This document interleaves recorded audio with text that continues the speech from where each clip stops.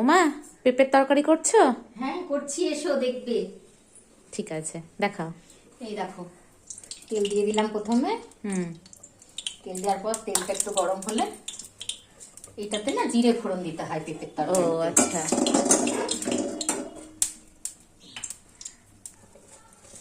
দেখো জিরে ফোড়ন দিলাম, হুম আর একটু শুকনো লঙ্কা ফোড়ন, হুম তেজপাতা ফোড়ন হুম দিয়ে আমি মুগের ডাল ভাত ওর ভেতরে দেবো পেঁপের ঘন্টতে। মুগের ডালটা একটু ভাজা ভাজা হয়ে যাবে।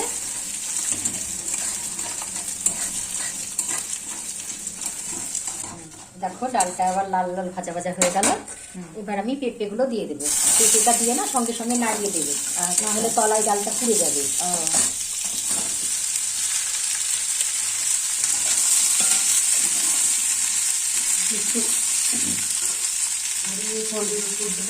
পেঁপেতে একটু কম হলুদ দিবে, হ্যাঁ ঠিক তাহলে আছে। ভালো লাগবে না দেখতে।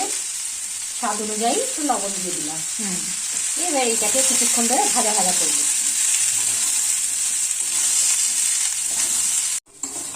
এটাকে দেখো কেমন ভাজা ভাজা হয়ে যাচ্ছে। হুম ডালগুলো ভাজা ভাজা হয়ে গেছে। এবার আমি একটু জিরে বাটা আদা বাটা দিয়ে দিচ্ছি, একটু শুকনো লঙ্কা ফোড়ন দিয়েছি। হুম আর একটু আমি ঝালের জন্য একটু ঝাল ঝাল মিষ্টি মিষ্টি হয় তো তরকারিটা, হুম একটু গুঁড়ো লঙ্কা দিলাম অল্প সামান্য। আর একটু মিষ্টি দেবো, মানে চিনি দেবো হুম অল্প একটু। চিনি দিয়ে এবার মশলাটাকে কষিয়ে নেব।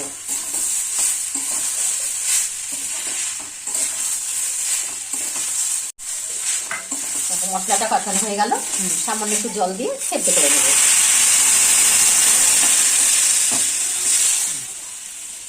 এখন ঢাকা দিয়ে রাখবো।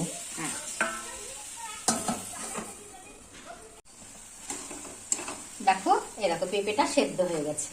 পেঁপে সেদ্ধ হয়ে গেছে, পেঁপের জলও মরে গেছে। হুম এবার একটু ঘি দিয়ে নামিয়ে নেব।